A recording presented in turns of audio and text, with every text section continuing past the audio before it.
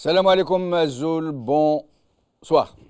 Comme chaque samedi, rétro info de la semaine. Et nous allons parler aujourd'hui donc de l'interruption du processus électoral ou du putsch. Chacun l'appellera comme il voudra. Ce sera la 25e commémoration. Il y a 25 ans que cela a eu lieu. C'est dire que les gens qui ont 40 ans aujourd'hui avaient à peine 15 ans à l'époque. C'est dire que plus de la moitié de la population, au moins, je reste très modéré, ne sait rien de ces événements, ne les a pas vécus du moins.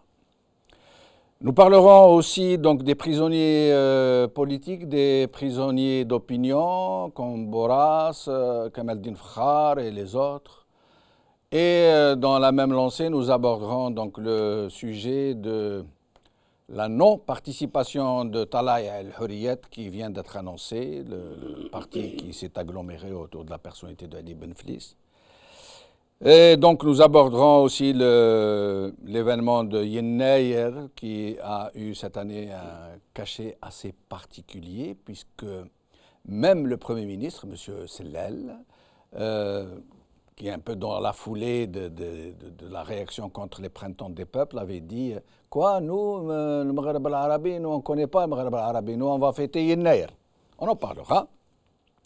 Et nous clôturerons sur le sujet des étudiants maghrébins que nous avons traités hier, et nous avons bien choisi de dire maghrébins et pas algériens pour parler des Tunisiens, des Marocains et des Algériens. Avec nous donc aujourd'hui pour en parler, Brahim Younsi, président de l'UDM. Bonjour. Bonjour et Bonsoir. merci d'être avec nous. Merci. Badis Khnissa, membre de Talaya el-Hurriyet. Tout à fait, bonsoir. Bonsoir, merci d'être avec nous. Je vous en prie. Et Saïd Boukhari, ex-responsable du MSB et néanmoins... MCB, pardon. J'allais dire CRB. Voilà.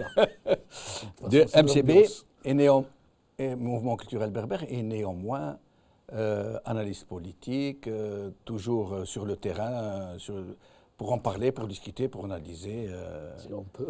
Nous avons eu la chance de vous avoir au cours de la semaine passée, et nous, et Tamazirt, et la chaîne Voilà. Tamazirt. Merci. Merci à vous. Mais avant, les journaux. Aujourd'hui, Al-Watan, en contradiction avec la nouvelle constitution, et Yennayer toujours pas reconnu par la rédaction. TSA, Human Rights Watch appelle à la libération de Hassan Bourras et à abroger certaines dispositions pénales par Hajar Genenfa. Jeune Afrique, Algérie, comment les généraux ont écarté Chadli et plongé le pays dans l'inconnu par Farid Alilat.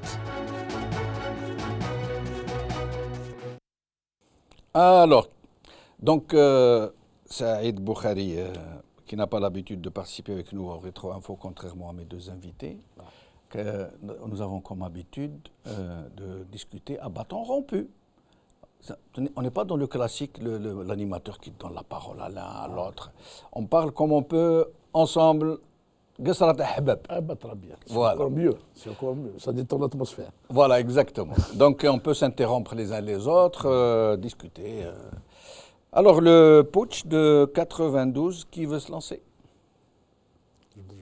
Moi j'en ai déjà parlé. Oui. Parce que nous avons le 11, nous en avons parlé ici. Bien sûr que c'est un. Alors putsch ou interruption? Non, c'est un putsch indéniablement. C'est un putsch. Aujourd'hui, avec le recul, est-ce que nous pouvons parler de sauveurs de la République? Puisque aujourd'hui, on peut les voir, ce qu'ils sont devenus. Eux et les émirs djihadistes qui combattaient, qui sont copains comme cochons avec eux aujourd'hui, qui sont aussi riches. Ils sont aussi riches les uns que les autres. Donc aujourd'hui, avec du recul, est-ce que nous pouvons parler de sauveurs de la République? On ne peut pas sauver une république quand on interrompt des élections. Parce que les élections participent des principes de la République. Parce que la souveraineté populaire a été bafouée. Donc la République, on a porté un coup, je dirais presque fatal, à la République, aux principes même qui fondent la République. C'est la participation du peuple. La République, c'est la chose publique. Mais beaucoup aujourd'hui disent, si on avait laissé, je sais que c'est un procès d'intention, de toutes les façons. Si on avait laissé passer les islamistes, ils auraient fait ceci, nous auraient ramené à cela. Vous l'avez dit, c'est un procès d'intention. Or, ceux qui disent cela escamotent, oublient délibérément qu'il y avait des principes constitutionnels, en tout cas une constitution qui arrangeait l'ensemble du panel politique en 1989, 90, 92. Il y avait une constitution, la constitution du 23 février 89 permettait au président de la République, bien que contesté, de dissoudre l'Assemblée nationale. Ça veut dire au cas où ça aurait mal tourné, il avait la capacité, et la l'armée possibilité pouvait constitutionnelle intervenir, de dissoudre. et l'armée pouvait intervenir a posteriori au cas où, etc. Pourquoi l'armée intervient pour interrompre un processus électoral et faire un putsch au peuple? Et pousser le président à partir. Oui, Lui qui avait dit « je putsch. cohabite ». Bien sûr. Alors, tout d'abord, si vous permettez, si je peux user de cette occasion pour adresser mes meilleurs voeux de bonheur, de santé, de prospérité et surtout de stabilité à nos concitoyens et compatriotes. Et par la même occasion aussi souhaiter gaz à tous les Amazirs d'Algérie. Pourquoi aux Amazirs seulement? Aux Amazirs, parce que c'est Yenaïr, oui, mais c'est une fête. Il y a beaucoup de gens qui ne sont pas Amazirs et qui se sentent concernés, parce que c'est la joie pour tous, c'est la nouvelle année. Je n'exclus pas, j'ai dit les Algériens, donc c'est les Amazirs d'Algérie. Donc après, effectivement, d'ailleurs, la preuve en est, depuis la plus tendre enfance, nous avons eu l'habitude de fêter Yenaïr avec les noix, avec les dates et autres. Donc c'est dire qu'on est imprégné de cette culture. Et d'ailleurs qui renvoie cette multiculturalité qui est de l'Algérie, qui fait sa diversité et donc du coup sa richesse. Donc juste de cette occasion, si vous le permettez, je ferme la parenthèse. Nous nous associons à vos vœux. Avec plaisir, qui sont des vœux patriotiques et rassembleurs. Tout à fait. Donc pour revenir sur la question ou l'incident effectivement de 92 et du processus électoral, moi ce que je retiens d'une manière très sommaire, c'est qu'il y a eu un processus, une expérience démocratique, peut-être qui n'a pas abouti, qui est mort-né, mais du moins c'est une volonté de vouloir démocratiser effectivement l'Algérie, la politique algérienne. Et bon, les conséquences, on les connaît aujourd'hui, vous l'avez dit tout à l'heure, je pense que beaucoup d'encre a coulé sur ce sujet, beaucoup d'eau a coulé aussi également sous les ponts. Certes, beaucoup de sang aussi. Beaucoup de sang, malheureusement, j'y viens justement. Donc la pensée que j'ai aujourd'hui suite à cet incident, effectivement, même si, encore une fois, ce que je retiens comme grande ligne, c'est une expérience avortée, une expérience démocratique avortée. Ça, c'est c'est indéniable, c'est incontestable. Maintenant, effectivement, force est de constater qu'il y a eu des conséquences désastreuses. Beaucoup de sang a coulé, comme vous l'avez dit. Donc des victimes ont été, je dirais, les martyrs de cette expérience démocratique qui, malheureusement, aujourd'hui, nous rappelle que la démocratie n'est pas un sujet très facile à prendre en compte. Il ne suffit pas, justement, d'imposer ou de constitutionnaliser certains aspects. C'est un travail d'un ensemble, que ce soit d'une volonté politique, d'une volonté populaire, et c'est la somme de ces travaux-là qui permettront, d'une manière sereine, pérennisée, d'établir un modèle démocratique digne de ce nom. Je veux reprendre deux mots que vous avez employés. Mort-né, je crois qu'on a tué le processus. Ce n'est pas une mort naturelle. On a tué le processus. On l'a trucidé, on l'a suicidé. Ensuite, l'avortement a été provoqué, parce qu'on provoque aussi des avortements. Donc, il y a un responsable, il faut le dire telles qu'elles sont, les choses telles qu'elles sont. Il y a un responsable de cette situation. Il faut le dire. C'est certains généraux. On ne va pas impliquer toute l'institution. On en a parlé la dernière fois, qui a obéi à des ordres, malfaisants, mais les généraux sont coupables. Nous avons une vidéo de Marchiani, nous l'avions passée la dernière fois, où Marchiani reconnaît que c'est Mitterrand qui a ordonné le putsch. Il dit, et j'étais dans son bureau, et il ne l'a pas dit de façon directe, mais il a suggéré très clairement. D'ailleurs, nous allons la regarder très vite, si ça aide, et je reviens à vous. Moi, je dis que ce n'est pas un incident, c'est une véritable tragédie. Ouais. Peut-être vous êtes plus jeune, donc vous n'avez pas vécu sur Quel âge avez-vous, Abadis? 38 ans et j'ai vécu ces incidents, peut-être un peu plus jeune que vous, mais Voilà, effectivement, mais je les ai c'est-à-dire vécus. quand on y vit avec... Après l'impact que ça a Voilà, donné, c'est je une pense que c'est tragédie. une convergence C'est que une tout tragédie. Algérien a et Oui, ça c'est nous une a impacté, tragédie, ça nous a affecté parce tous. qu'on était en plein dedans, on y croyait pour le processus. Oui. D'ailleurs, je vous ferai une confidence, j'étais dans la campagne de Saïd Khalil. FFS. Donc on faisait les villages la nuit, on dit... Je ne savais pas finalement. À la fin, quand il était élu, quand je l'ai rencontré à la maison, ah mais ça, tu vas voter des lois maintenant?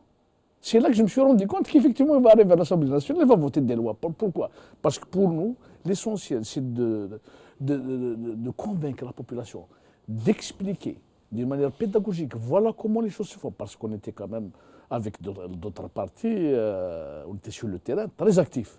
Mais on avait peur de la violence. Donc on était contraint d'essayer d'expliquer, ce n'est qu'un programme qu'on développe. Voilà comment on voit les choses, ce n'est pas autre chose. Donc, à la fin, arrêter tout ça, c'était une catastrophe, c'était une tragédie.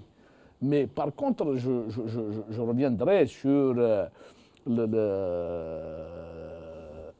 mon analyse par rapport à... Moi, je ne suis pas d'avis de dire que le processus, c'est-à-dire le pouvoir a été pris à dépourvu, Taf, il a trouvé le fils, il a pris... Non, moi je pense que toute cette stratégie, tous les médias qui ont qui ont repris des choses, ou qui ont dit des choses, c'est depuis les élections communales de 90. Le fils a eu l'écrasante majorité des APC. Le pouvoir n'est pas resté bras croisés. On en a fait. Mais c'est Saïd. Moi, je me rappelle, quand ils ont pris les APC, d'une certaine manière, beaucoup de gens pensent qu'ils ont même été encouragés à prendre les APC. Pourquoi? Parce que c'est la proximité avec le citoyen. Oui. Et le pouvoir pensait justement les piéger pour les prochaines législatives, Voilà. en leur retirant les budgets, Voilà. en les piégeant, Oui. en les poussant à la corruption, Oui. pour dire aux gens, regardez, vous Voilà. votez, mais Oui. ils sont comme tout le monde, hein, ils Oui. sont aussi corrompus que nous. Et ils encourageaient même les présidents d'APC à verser dans la corruption, dans le favoritisme pour le logement. Tout à fait. Donc eux pensaient Oui. qu'avec ces APC, Ils vont allaient pouvoir discréditer. saper Voilà. le projet législatif. De toutes les façons, la question, ça a commencé au municipal 90. Ça a commencé là.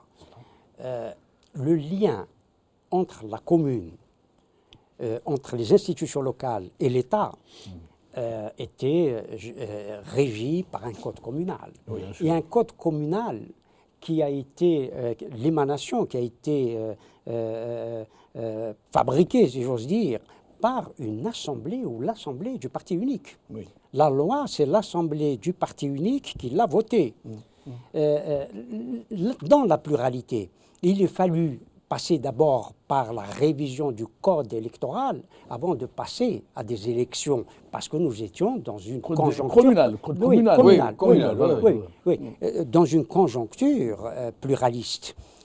L'Assemblée qui devait émerger en 1992, si le processus démocratique n'avait pas été interrompu, c'est l'ensemble des institutions administratives qui allaient être changées, parce que nous étions dans ce processus-là. Si, je vous rassure. Ce code communal dont vous parlez, jusqu'à présent, on n'est pas encore réglé. C'est quoi, après, ça n'a pas bougé d'iota. Je voulais revenir à deux choses. Vous avez dit 25 ans après l'interruption, le coup d'État, ceux qui ont 40 ans n'auront connu que cette situation-là. Mais vous pensez que 20 ans de présidence de Abdelaziz Bouteflika, c'est dramatique que les jeunes de 20 ans ne connaissent que lui, n'auront connu que lui. Voilà. C'est terrible. C'est terrible, alors que partout dans le monde, on voit l'alternance se faire, on voit le changement s'opérer, etc. Et nous allons voir la petite vidéo où nous allons écouter, appelez-moi son nom, Marchiani, nous dire que c'est Mitterrand qui avait ordonné le putsch. En Algérie, le premier tour des élections législatives de 1991 annonce une victoire des islamistes du Front islamique du salut, le FIS. L'ancienne puissance coloniale ne veut pas d'une république islamique à sa porte. Elle accorde tacitement son soutien aux généraux algériens.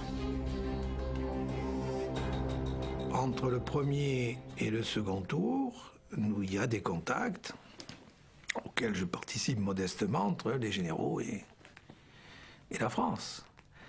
Et je suis à l'Élysée 2 ou 3 fois et Mitterrand donne son accord de manière sibylline mais très claire. Pas de manière formelle, mais très claire, donne son accord pour que le deuxième tour n'ait pas lieu. Les généraux algériens annulent le second tour et font leur coup d'État en janvier 1992. Il donne en quelque sorte des instructions très claires pour que le deuxième tour n'ait pas lieu.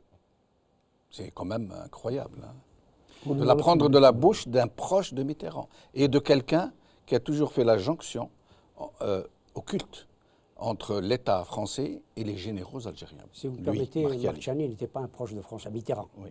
Il était proche de Charles Pasqua. Pasqua et Pandron. C'était le trio. Hein, oui, il n'était pas socialiste. Oui, voilà. Oui, mais il évoluait dans le oui, bien sûr, parce que c'est la cohabitation. Il savait très bien, parce que à ce moment-là, de quoi il était question. Parce qu'il y avait la cohabitation. Oui. Bon, moi qui ai vécu cette période-là ici, nous avions des contacts avec notamment les partis politiques français, et en particulier le Parti socialiste. Bon, comme tous les États, il y a toujours plusieurs fers au feu, sinon au moins deux. Donc, à mon avis, ils ont joué les uns et les autres. En même temps qu'ils dénonçaient le putsch, ils dénonçaient le coup d'État, et ils l'ont fait. Ils l'ont encouragé. Ils l'ont fait. Et ils ont donné aussi des garanties. Ce qu'il avait dit Mitterrand au lendemain de l'interruption, il faut que cela cesse et que cela retourne à la légalité. À la légalité électorale. Voilà. Comme quoi la politique, hein, c'est... Donc, ils ont toujours eu cette... bon, voilà. Est-ce que quelqu'un voudrait rajouter quelque chose avant de changer de sujet? Avant de changer de sujet, moi je dis une seule chose. On a fait une stratégie pour sauver le système. Ce n'est pas la République, on a sauvé le système. Oui, ils sont d'ailleurs, par exemple, jusqu'à ce jour. Tout à fait. Ils sont encore en manœuvre, ils sont encore, comme je vous l'ai dit tout à l'heure, le code communal jusqu'à présent. Ils vont le revoir, mais pour une chose, la fiscalité. Parce qu'ils se sont rendus compte qu'il y a de l'argent à ramasser. Donc on va faire ça. Donc aujourd'hui, on le fait. Il y a aussi une chose qu'il faut dire. Ceux qui ont eu le courage ou la décision, le pouvoir d'arrêter, voilà où on est arrivé. Nous, à l'époque, qui avions dit non, c'est une élection, il faut aller jusqu'au bout. Ensuite, on verra. Il y a un président de la République, il y a des institutions, et l'État va garantir le bon fonctionnement. Est-ce que les islamistes n'ont pas donné le bâton pour les battre quand ils ont déclaré démocratie à Kofra, il faut changer d'habitude vestimentaire et alimentaire? Je ne partage pas ce... Non. Laissez-moi. Quand Mohamed VII dit il faut que les Algériens s'habituent à changer leur tenue vestimentaire, culinaire et tout ça. Oui. Il a donné le bâton pour le battre. Il a donné le bâton. Ah, ouais. Donc ça, c'est Ali Belhaj qui dit la photo djihad, quand même, il a été quand même avec la tenue militaire au niveau du ministère de la Défense. Donc oui, mais ça c'était avant l'élection. Oui, mais c'est mais les gens aujourd'hui s'en servent pour dire on a bien fait. Non. Je crois que vous l'aviez dit tout à l'heure. Vous l'aviez dit tout à l'heure, et c'est juste. Et c'est juste. À savoir que les généraux qui ont commis le putsch avaient l'intention de le faire, d'interrompre le processus bien avant. Ah, c'est ça. La preuve, là je suis d'accord. Ben l'a dit. Je veux dire que tout cela... Non, mais on ne parle pas de la même chose, c'est Ibrahim. Moi, je suis en train de poser une question suivante. On sait qu'ils avaient prévu de faire le putsch avant. Ben Hadid l'a dit, Ammar Farah l'a dit dans sa chronique. Il n'y a aucun souci de là. Non, je dis, est-ce que les islamistes ne sont pas tombés dans le piège, justement, et qu'ils sont arrivés, qu'ils ont donné le bâton pour les battre aujourd'hui? Je dis que le piège... Brahim aussi, pas juste un mot. Aujourd'hui, la plupart des éradicateurs, de ceux qui disent « Non, les généraux ont bien fait ça », qu'est-ce qu'ils invoquent? Ils disent « Belhaj a dit démocratie à Kofr ». Mohamed Saïd a dit il faut se préparer à changer d'habitude vestimentaire. Ça veut dire, on ne dit pas que c'est ça qui a provoqué. Oui. Mais vous l'avez dit vous-même. c'est un procès d'intention, et c'est plusieurs procès d'intention. Mais pourquoi les On l'a islamistes dit. sont tombés dans ce piège? Moi, je pense que si piège il y avait, et je l'ai dit la semaine dernière ici, c'est d'avoir participé aux élections. Le piège était là. J'ai dit comment on a incité, encouragé, appelé le fils à participer aux élections. On ne participe pas à des élections quand on a sa direction en prison, et d'autre part, on ne participe pas à des élections aussi importantes, aussi fondamentales, 3 semaines avant leur déroulement. Et c'est ce qui s'est passé. Je vous invite à revoir le calendrier. Maintenant, on n'est pas là, à mon avis, c'est des éléments d'histoire, à innocenter le fils. Le fils est pour beaucoup dans la violence en Algérie. Bien sûr, ce n'est pas lui qui a commencé les hostilités. Ce n'est pas lui qui a commencé. Non. Mais cela s'appelle comment? Cela s'appelle comment? Dites-le. C'est la défense. La légitimité. Non. Donc c'est de la contre-violence. Oui, c'est de la contre-violence, tout simplement. Monsieur Ounsi, on discutera d'un aspect. D'abord, le pluralisme politique était nouveau chez nous. J'ai dit tout à l'heure, on partait dans les villages pour dire ce n'est qu'un projet, ce n'est que ceci, ce n'est que cela. Si vous permettez une chose, le pluralisme politique n'était pas nouveau du tout en Algérie. Nous étions, il faut le dire clairement, avant 1954, l'Algérie. Oui, non, mais on l'a pas vécu. Oui, non. Ceux qui ont commis le putsch l'ont vécu. Oui, mais moi je parle. Non, Oui. Laissez-moi terminer ma pensée. Moi, je parle pour notre génération, qui n'avons pas vécu la guerre, mais qui sont nés. Moi, je l'ai vécu, mon frère. Oui, vous l'avez, mais dans un parti unique, l'ALN. L'ALN, c'est le FLN. Oui. Donc, on a été dans une pensée unique. Je ne parle pas des années 40 du mouvement national qui était pluraliste. Oui, bien sûr. Je ne parle pas de ça. Parce que le plus important, là où je veux en venir, ce sont les acteurs sur le terrain. Quand on accepte l'autre, quand on fait de la politique et on s'assoit à table, malgré on n'est pas d'accord. Mais chacun a une vision et un respect mutuel. Mais dès lors qu'on est sorti d'une dictature, interdit de parler, interdit de penser, interdit, hop, on ouvre. Et il faut dire qu'on avait un devoir de pédagogie envers les populations, pour leur dire ce n'est que des idées qu'on défend, ce n'est pas. Alors que dans le langage de l'époque, il y avait un peu de violence. Je crois qu'il y a eu... Je suis désolé, on va passer au sujet d'après parce que... Je sais. Alors, Je mais crois alors, que- en moins de et vous 10 minutes. vous en êtes témoin.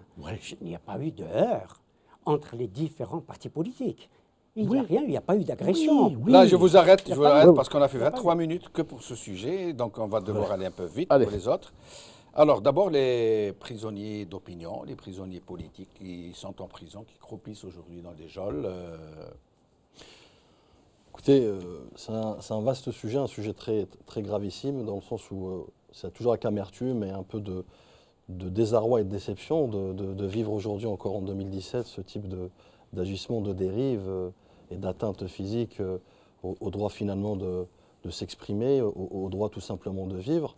Donc c'est quelque chose qui est très condamnable, qui doit être combattu, bien entendu, avec les moyens adéquats, et qui finalement ne déroge pas à la règle. C'est la résultante d'une pression d'un régime qui, à travers ces outils-là, essaye de pérenniser, d'asseoir son pouvoir et son champ d'intervention à travers tous les outils qui jugent une menace ou qui expriment... Ce sont des outils qui ont conduit il n'y a pas longtemps à mort d'homme. Absolument. Tamalt qui a été condamné à peine de prison pour s'être exprimé. En France, par exemple, un journaliste qui s'exprime, il dit ce qu'il veut. Il dit tout ce qu'il veut. Il peut répandre sur le président de la République les pires calomnies. Il ne peut être condamné qu'en civil, jamais en pénal. Or, Tamalt a été jeté en prison, il a été maltraité. On dit qu'il a subi des sévices dont on ne peut même pas parler ici, parce qu'on nous écoute en famille. Et ça, donc ces outils dont vous parlez, pour faire taire les autres, pour les museler, mener à mort d'homme il n'y a pas longtemps.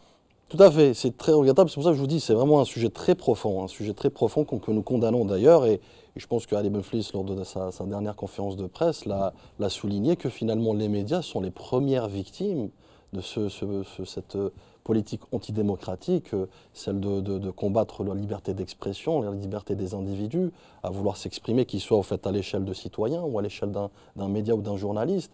Et force est de Mais constater... pas seulement les journalistes, hein. Par exemple le comité des chômeurs, Par exemple, des militants politiques comme Khar Kamaldine.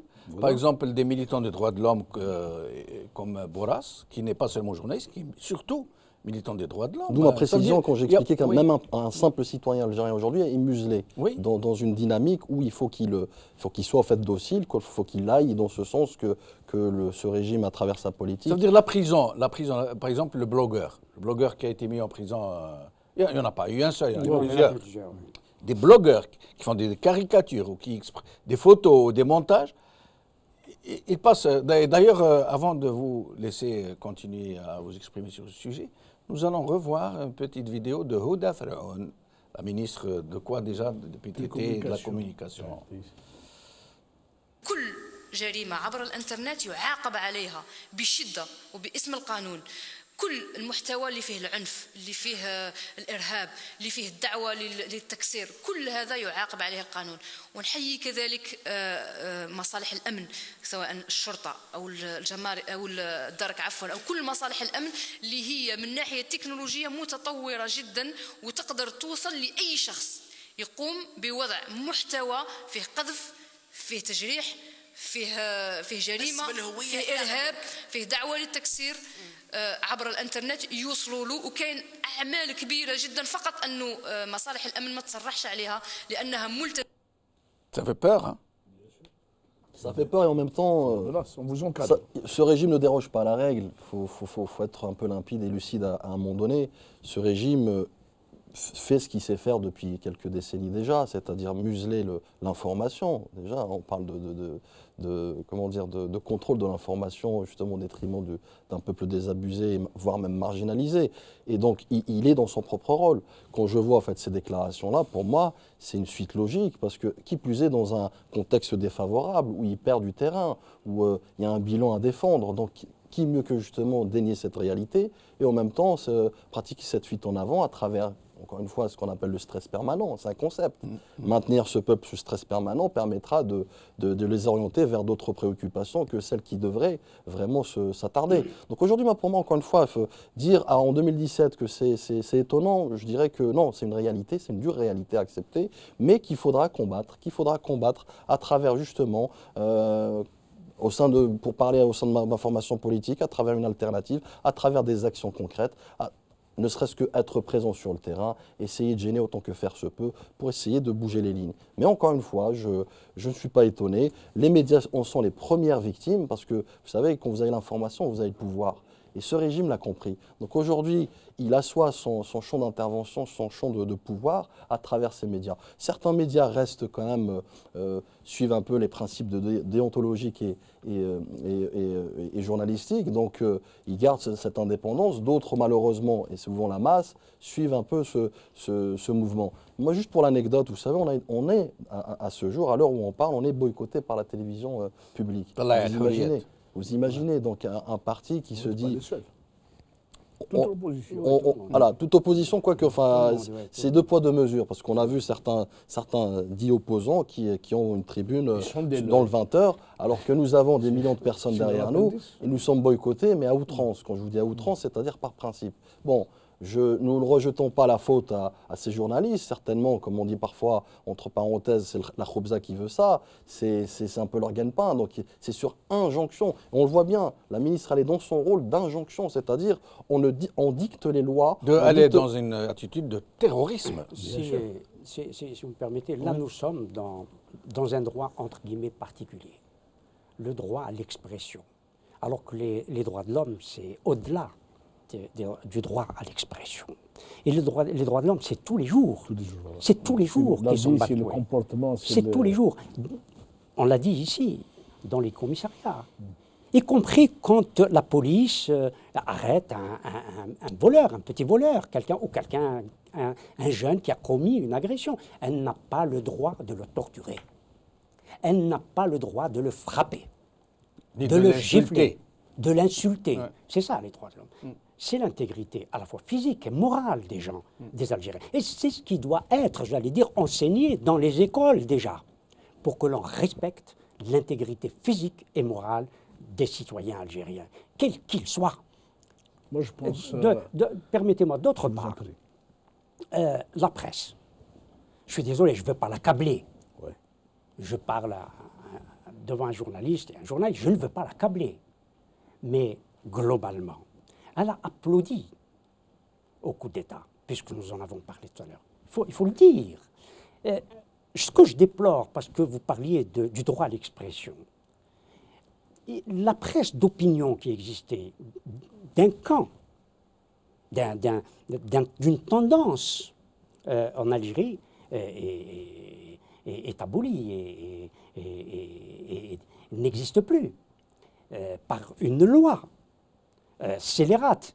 Mais la presse, dans sa globalité, n'a pas défendu des confrères, de vrais journalistes, des ravageurs qui avaient la carte de presse.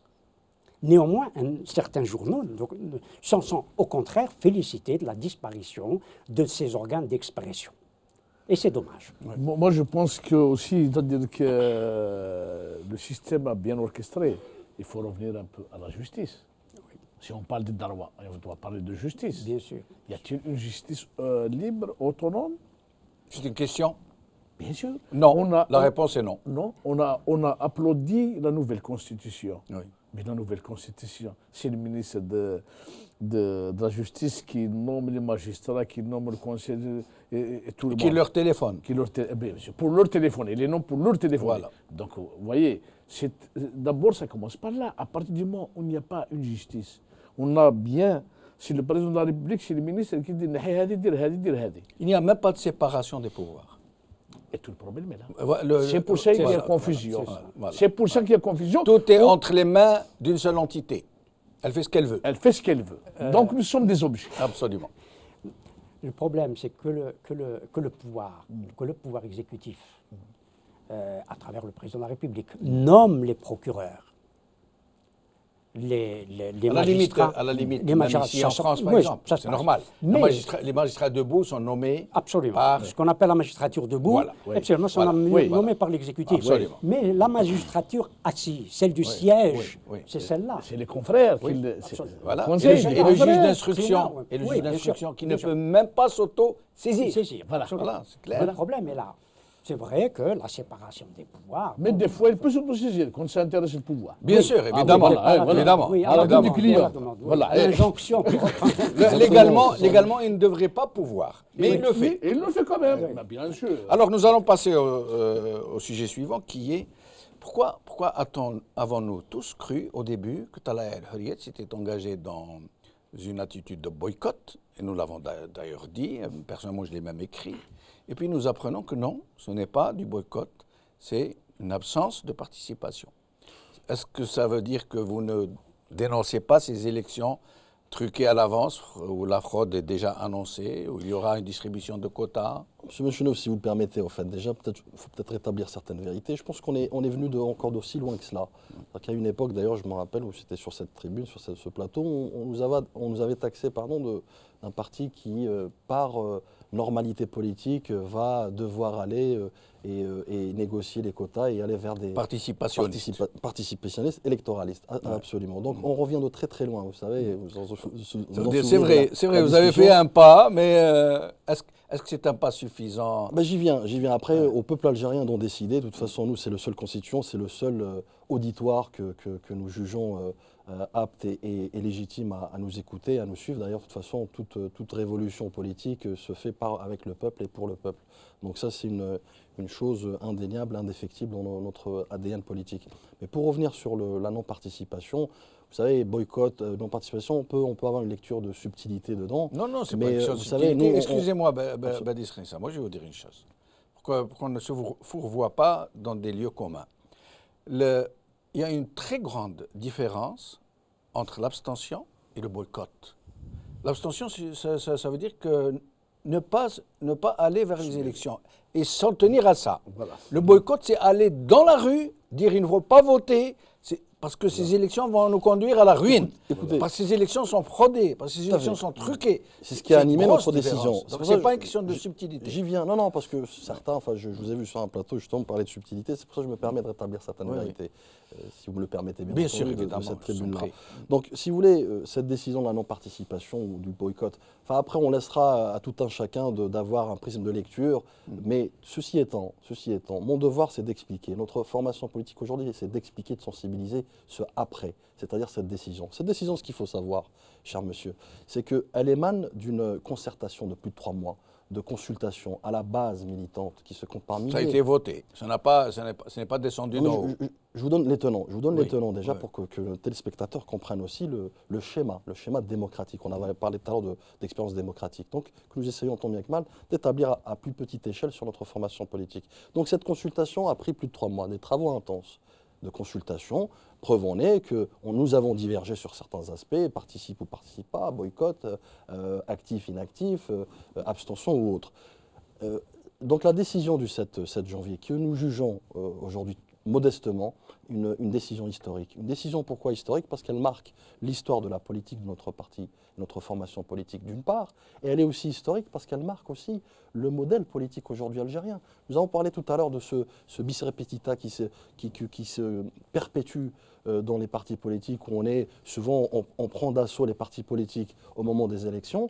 Nous avons prouvé le contraire. Nous avons prouvé qu'aujourd'hui, notre parti politique a des convictions intrinsèques, des objectifs beaucoup plus, on va dire, honorables, beaucoup plus, on va dire, noble dans le sens du terme, qui est de travailler sur l'intérêt collectif, les enjeux du peuple algérien, de cette crise. Il y a eu beaucoup de gens qui étaient intéressés à venir chez vous pour se faire élire, et qui visaient des têtes de liste, et qui aujourd'hui sont en train de ruer dans les brancards, qui sont en train de vous accuser de tout, y compris d'avoir fait voter cette disposition de façon illégale, parce qu'eux, ils espéraient être tête de liste et se faire élire.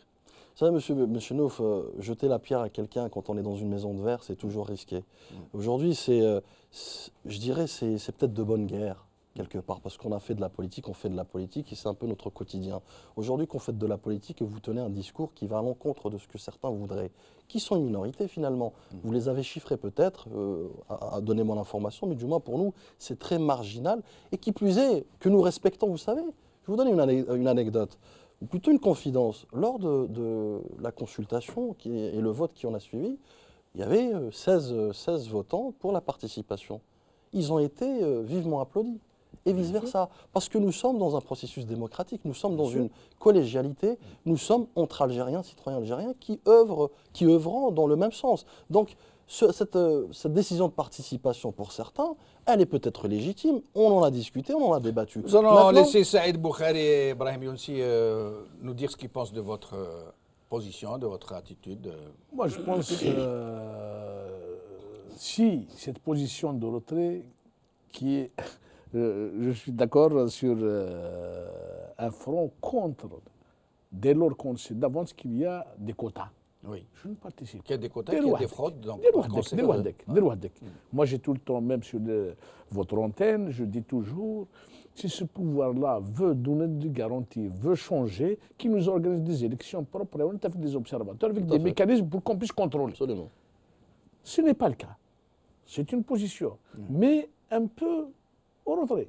Vous m'excuserez, parce que nous sommes dans une situation pédagogique. Nous sommes contraints aujourd'hui en Algérie pour éviter que des uns et des autres visent la tête de liste, visent le poste, visent ceci, cela, d'expliquer que nous sommes sur un projet politique de démocratisation de notre pays et non pas pour aller engranger des dividendes, de l'argent et tout ça, parce que nous avons un devoir patriotique vis-à-vis de notre peuple et vis-à-vis de nos enfants et des enfants des autres et de l'Algérie en tant qu'institution.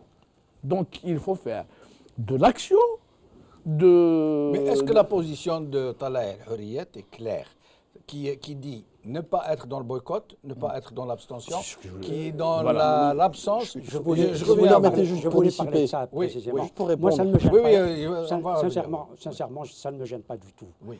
Qui n'appellent pas au boycott et qu'ils s'abstiennent. Pour moi, en Algérie, on a vu le FFS appelé au boycott. Voilà. Il n'a rien boycotté, il faut être honnête. Il n'a pas empêché les gens d'aller, le peu de gens qui allaient dans les bureaux de vote. Le RCD, c'était à boycotter. Il n'a pas non plus empêché Non, mais les gens. Oui. le pouvoir, il est très fort pour empêcher les Oui, gens mais de faire de la propagande. Oui, non, mais ça, justement. ça, on l'a subi. Non, mais très bien. Mais ce qui était valable, Oui, je vais être Bien juste. sûr. Bon, ce qui était valable Bien sûr. pour les autres, les c'est aussi. pour les Algériens, je mais ne bien vais pas le sûr. défendre. Je ne vais pas défendre Talal Al-Hurriyat. Il a de bons défenseurs. Elle a un juriste à la tête. C'est pas le problème. Donc, boycotter ou s'abstenir, pour moi, en Algérie, c'est exactement la même chose. Ah bon? Oui, Boycotter et oui. s'abstenir, c'est Non, la non, même chose. non. Non. Je dis dans notre pays, Oui. parce qu'il vient de le dire, il y a toujours le pouvoir qui vous empêche de. Et cela est aussi. Il est très fort. Il est très fort. Une réalité dans notre pays. Bon, il a peine. Il a pris une décision, pour moi, il a dit historique, bon, je n'emploierai pas le même mot, mais en tout cas, une position. C'est une position respectable. C'est très une position respectable Très qui va dans respectable. un peu Oui. dans Bon. l'intérêt du peuple algérien. Comparativement, même dans la question, moi, que je pose, et que je pose, permettez-moi, à travers vous, Sûr. à M. Ali Benflis et à Talal Al-Hurriyat de façon générale, c'est le conglomérat de partis que vous constituez. Parce que certains de vos partenaires, de vos alliés, partent à la soupe, vont à la soupe. Est-ce que la CLTD et l'autre organisme, Ixou. voilà, bon, toujours exister? Oui, mais ils ont dit que chacun décide seul. Je veux dire, Pour ce qui est des élections, ils l'ont Si dit. vous permettez. Chacun. Je les avais bien entendus. Oui. Je les avais bien entendus. Simplement, il y a des stratégies différentes. Vous avez des stratégies Si, aussi. différentes. Alors, Si vous me permettez. Rapidement, je vais répondre. on revient vers vous une et on minute, change de une sujet. minute, Oui, une minute. parce qu'il ne reste plus beaucoup de Bon, temps. je vais vous dire, j'étais à la CLTD à Alger. Donc, vous savez, l'impression que j'ai eue. Donc, j'ai vu David Nour Al-Yahya. Dites là, moi, oui. Voilà. Donc, j'ai vu à la tête, donc tu vois Bassima Ben Ali Belhadj avec. Là, tu vois Mahfouz Nahlah, Allah yarhamou, avec toutes les décompositions. Tu vois Jaballah avec toute la décomposition. Donc, finalement, on a regardé les autres. Au moins, il y avait un chef charismatique qui devait. Donc, c'est normal. Avec l'émiettement. Je n'ai pas compris, Abbassi Madani Belhaj. C'est-à-dire les présents là-bas. Oui. Il y a des tenants qui ont des anciens du fils. Mais il y a Jaballah, avec toutes les fragmentations qu'on lui a fait. Mais d'ailleurs, il n'a pas apprécié certaines personnes là-bas. Mais comme j'ai beaucoup de respect pour lui, c'est un béton, c'est un bâton. On lui a enlevé, il crée. On lui a enlevé, il crée. Donc, c'était la multiplication. Avec avec tout. Donc finalement, le processus de rassemblement de l'opposition était plus facile les années 90 parce qu'on avait des hommes charismatiques qui pouvaient s'asseoir à la table et dire voilà. Mais aujourd'hui, quand vous dites certains de la CNLTD ont été. Moi, j'ai tout le temps dit sur votre antenne, il y a des partis d'opposition, des partis qu'on a envoyés à l'opposition. Pour qu'aujourd'hui, on en a besoin, Alors, Badis, Voilà. Badis Khnissa, Voilà, je voulais juste répondre. pour revenir un peu sur les questions des uns et des autres, et des observations qui sont d'ailleurs pertinentes, je vous remercie, donc ça enrichit le débat. Vous savez, vous avez parlé de patriotisme, cette décision est animée par un patriotisme, un devoir patriotique. Aujourd'hui, Moi, je n'aime pas beaucoup ces mots bateau, très franchement. Écoutez, Patriotisme, nationalisme. Citoyen, pourquoi, disons. pourquoi, par exemple, Ça vous dérange pourquoi pas, dans le les citoyen démocraties occidentales, on n'utilise jamais ce genre de mots, patriotisme? On les utilisait il y a une cinquantaine d'années. On l'emploie de plus en plus. Non, mais vous savez, quand on est. Y compris au niveau National. non, pas seulement. Ouais. Oui, y compris au niveau de l'économie. J'ai entendu hier ou avant-hier, par exemple, Montebourg et d'autres encore parler du patriotisme économique. Et on en parle de plus en Oui, plus. C'est le contexte. Ça ne me C'est gêne le pas. contexte. Oui, oui. C'est le Non, pas contexte qui seulement. le veut. Non, non, mais M. Béchenot, c'est un détail. C'est le contexte Oui, qui le veut. d'accord, Vous savez, d'accord. en période d'instabilité ou de peut-être de le fait d'avoir un avenir un peu sombre, vous savez, c'est le patriotisme qui Oui, permet d'avoir un sursaut personnellement, ça ne me républicain. dérange pas. Enfin, Ça je permet, veux pas non, c'est un déplaire catalyseur à de notre sursaut ami. républicain et Chacun citoyen. voit Chacun sa comme il lecture. peut. Quoi qu'il en soit, c'est-à-dire, quand je dis patriotique, c'est-à-dire citoyen, républicain, plus à même justement de répondre à certaines aspirations qui sont le peuple. Je l'avais dit tout à l'heure, c'est le seul constituant pour nous, le seul acteur légitime auquel nous devons répondre. Il faut faire très vite de parce nos- qu'on de nos a responsabilités. quand Quand même, je dois répondre quand même à certaines choses. oui. Donc, je disais, c'est ce qui anime notre décision aujourd'hui. C'est une décision mûrement réfléchie. Comme je dis, c'est des travaux intenses, mais surtout qui sont animés par quoi finalement? Par en fait des convergences, aujourd'hui peut-être autour de cette table, des millions d'Algériens où nous convergeons. Vous avez parlé tout à l'heure sur la légitimité de l'hémicycle. Quand vous parlez de quotas, moi j'irai encore plus loin. Dans un hémicycle fantomatique, il n'y a qu'à voir son bilan 2016. Vous allez voir tout de suite qu'il y a un mépris déjà de l'exécutif envers le législatif, donc le peuple. À quoi bon aller être acteur et même voir cautionner ce régime-là et l'asseoir. Donc cette décision, j'ai envie de vous dire, pourquoi j'ai parlé d'historique? Parce qu'elle sort de la normalité politique. C'est-à-dire qu'aujourd'hui, vous avez bien vu. Bon, Enfin, il y a pour revenir... d'autres partis avant vous. Il y a d'autres partis avant vous. Qui ont participé cette fois-ci. Oui, c'est vrai. Nous, on est dans la stabilité, on est dans la cohérence. On est dans la cohérence. C'est la première fois. C'est la première fois. Absolument. Mais il y a un début à tout. Il y a un an d'existence, si vous le permettez. Donc, les choses... Vous savez, je vais vous dire une chose. Vous savez, non, bien sûr. Je pense qu'aujourd'hui, cette décision crée cette conviction. Monsieur Badis. Monsieur, c'est juste, vous permettez, je termine juste sur cette réflexion qui est très pertinente. Vous savez, au sein de Parti Tahrir el-Hurriyat, nous partons sur le principe que l'opposition, et faire de l'opposition, c'est pour équilibrer les pouvoirs, d'une part. D'autre part, essayer de redorer ces titres de noblesse qui sont perdus à travers l'opposition aujourd'hui, que nous ne condamnons pas. Chacun, vous avez dit, a ses stratégies et ses propres objectifs. Les nôtres, ce sont des objectifs collectifs, d'une part. D'autre part, vous savez que nous partons sur le principe que quand on fait de l'opposition, quelque pays que ce soit, c'est une course de fond, ce n'est pas un sprint. Donc nous nous inscrivons dans le temps.